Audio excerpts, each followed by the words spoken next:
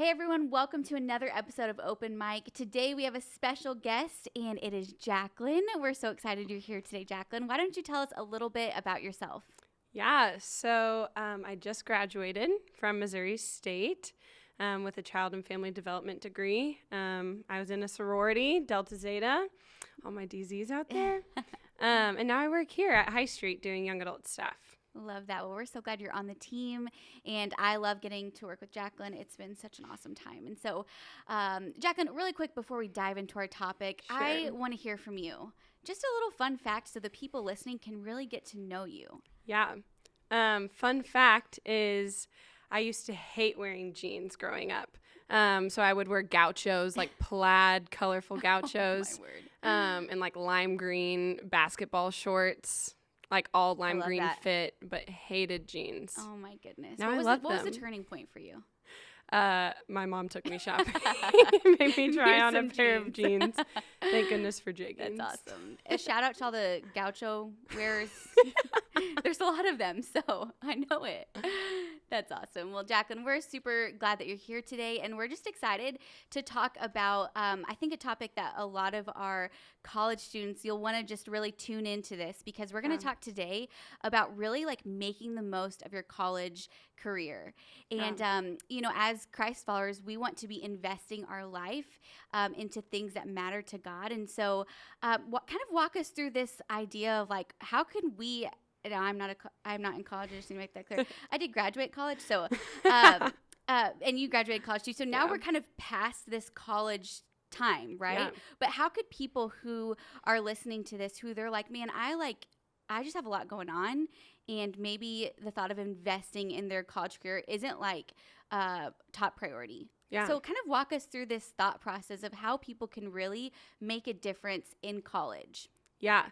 So whenever I was in college, I thought that I had the most time in the world. I was like, I have literally all the free time that I could think of. And now that I'm out of college, I realize I had so much more time while I was in college. And I would just encourage everybody.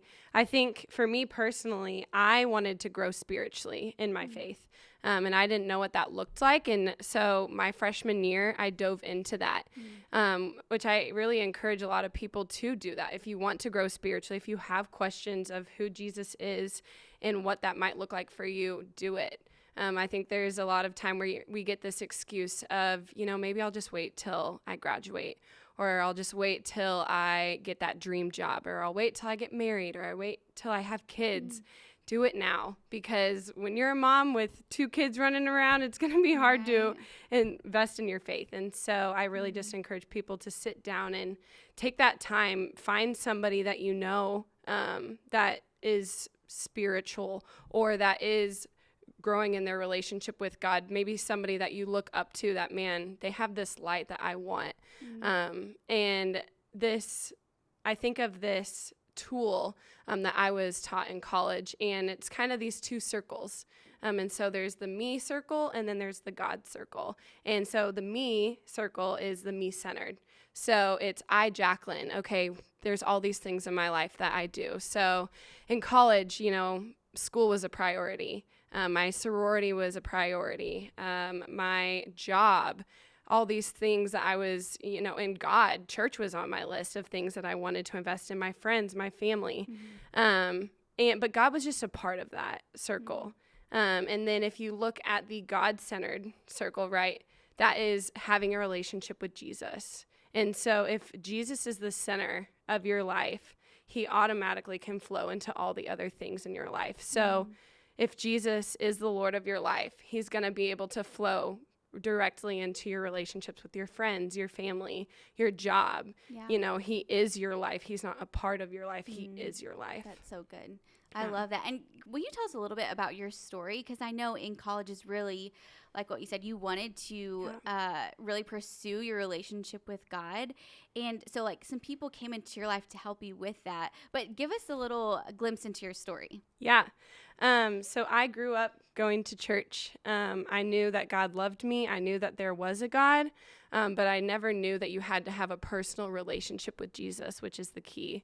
And so I went into college, and I did the whole party scene. I got into unhealthy relationships, and I was just living for the world.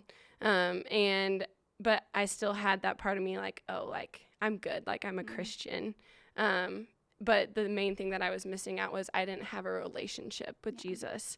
And it wasn't until a couple girls in my sorority actually came up to me and they were like, hey, like, we see that you're kind of like, you got that like Romans Bible verse in your bio, like you want to come to church with us? And so just from that, I got to hang out with them and do life with them. And I noticed that they had a light about them that I didn't have. I knew that we were both Christians, but they had something that I didn't have, and that was a relationship with Jesus. And so they got to talk through with me their testimonies and how Jesus changed their life.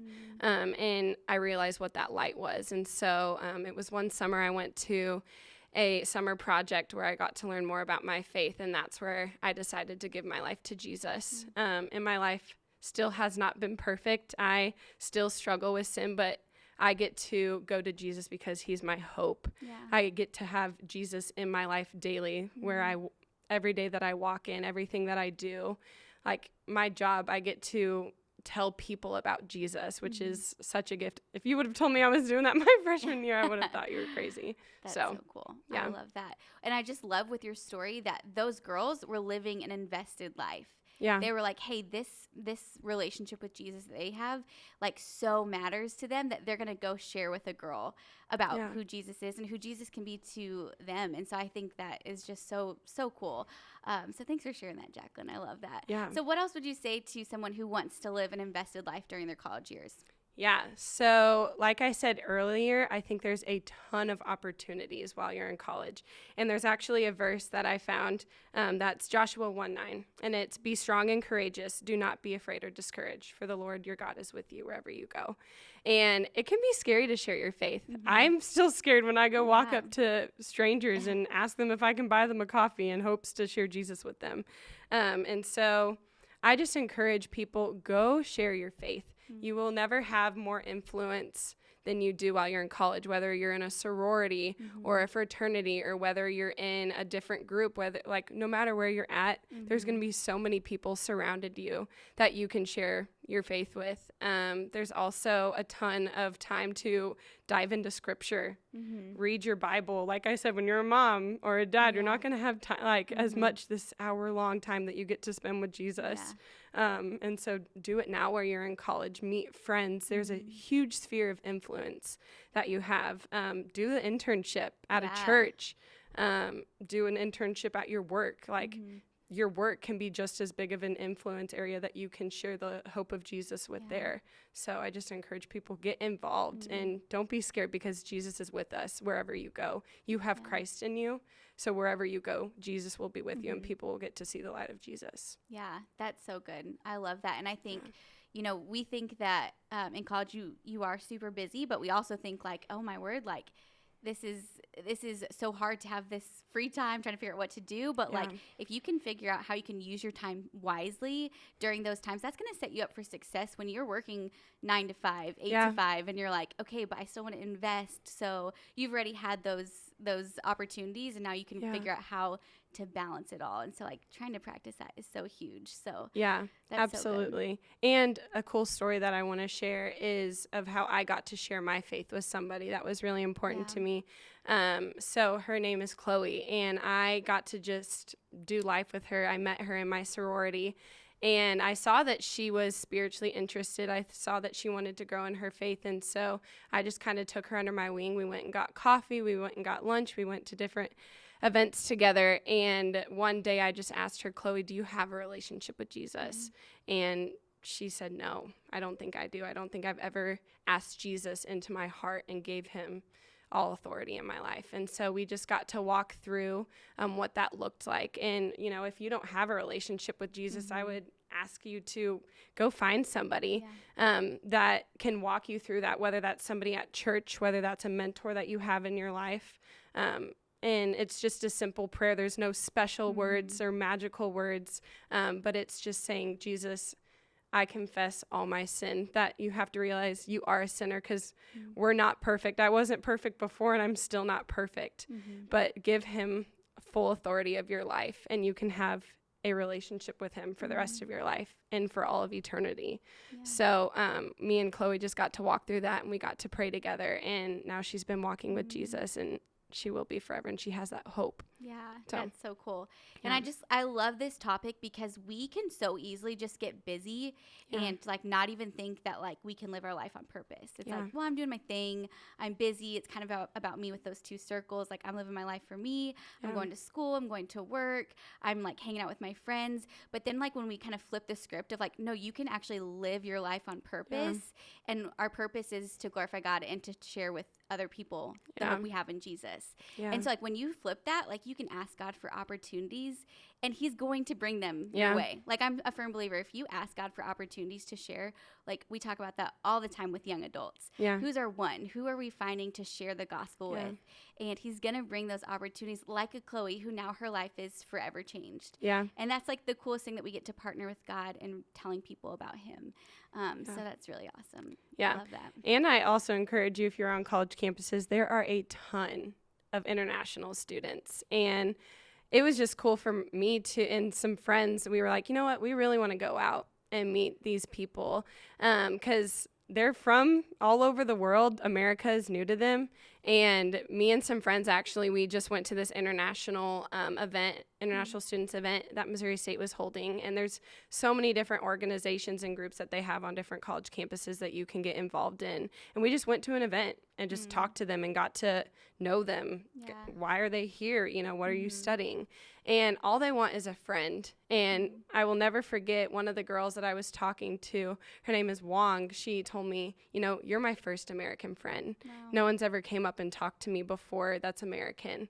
And it's scary. It's scary to like, you know, maybe you guys don't speak the same language, but God will so use you, and he's right in the center to help orchestrate that whole conversation. And we got to give them Chinese Bibles at the end, which was just so cool. And they got to make us like their traditional dish, which was so fun. So I encourage you to go meet international students on your campus. Love that, for sure. So Jaclyn, as we kind of close out, tell us a little bit about your involvement in the local church in college, kind of what that looked like, and an encouragement for the people listening. Yeah. So I'm so passionate about this because the local church really did like make a huge impact on walking deeper with the Lord. I was involved in a campus ministry, and I was so thankful for that. That was a big tool in helping me get to where I am today. But I realized I wanted to get plugged into the local church before I even graduated college. And I know a lot of people will say, oh, like, I'll wait till I get plugged into a church. Like, I'm just going to go to church, but I'm not going to serve or get plugged in until maybe after I graduate college. But I would really encourage people to do it now, right in the middle while you're in college, because it really does set you up for success in the future.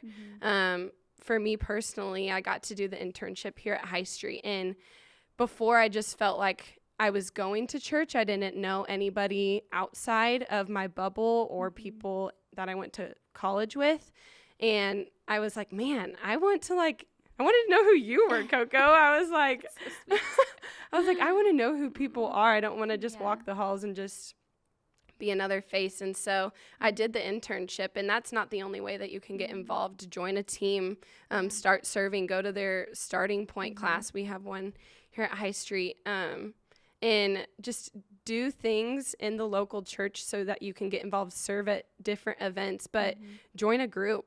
There's so much need for community. And for me personally, I've realized that I'm not going to have all my Springfield friends for the rest of my life. I'm going to move somewhere, and my community isn't going to be here in Springfield anymore. It's going to be wherever I'm living. You know, if I move, who knows where, or people, if they go overseas, where's your community going to be at? It's going to be in the local church. And that's the hope of the world, and that's where your community is going to be at. So that's so good.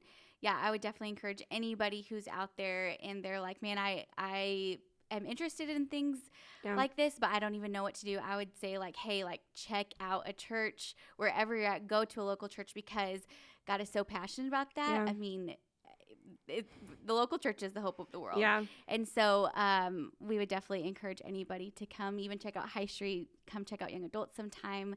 But yeah, I'm so glad that you got connected. And so Jaclyn, just as we close up, what is like one piece of advice if for someone listening who maybe they're like, man, like I've never really thought about investing my life during these college years or whatever, like what would you say to somebody that's like trying to think through this? What would be one piece of advice? Yeah. Speaking for someone that is graduated college, I miss all of my friends that I made in college so much. And so invest in your relationships that you have with your friends in college. There were so many different people that I became friends with since my freshman year, and I got to share the story of Jesus with them, and they're now walking with the Lord. So use that time in college to invest in your friends, because you're going to move to a bunch of different places. Me and my friends are all spread out all over the United States, and some are even going overseas. And so it's like, take that time to really invest in them and ask them to come alongside of you. That's all that you're doing, is they will see Jesus as they walk alongside of you. So if there's somebody that you know that you really want them to have a relationship with Jesus, ask them to come do life with you. Go grocery shopping together. Go work out together. And I think of this verse, Mark 10:45. For the Son of Man came not to be served, but to serve, and to give his life as a ransom of many. And that's what we're called to do. We're called to go serve the world, to go tell people all over the world about Jesus. So that's so my good. encouragement. Well, Jaclyn, thanks so much for being here today. And I'm just so thankful that we can live a life that's invested. Yeah. And so we just encourage you guys to start investing your life. And if you have any questions, DM us on Instagram, whatever you need to do so we can help you get plugged in and help you guys as you start investing. Thanks for listening. We'll see you next time. Bye.